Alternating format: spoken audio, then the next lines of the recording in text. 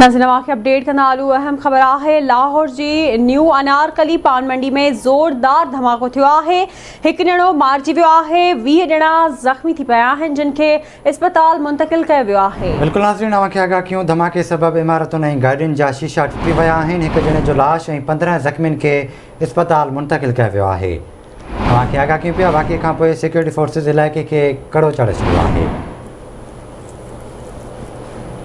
आगाह कयूं पिया लाहौर जे न्यू अनारकली पान मंडी में ज़ोरदार धमाको थियो आहे। हिकु ॼणो मारिजी वियो आहे, 20 ॼणा ज़ख़्मी आहिनि। धमाके सबबि इमारतुनि ऐं गाॾियुनि जा शीशा टुटी विया आहिनि। हिकु ॼणे जो लाश ऐं 15 ज़ख़्मियुनि खे इस्पताल मुंतक़िल कयो वियो आहे। वाक़िए खां पोइ सिक्योरिटी फोर्सिस इलाइक़े खे कड़ो चाढ़े छॾियो आहे।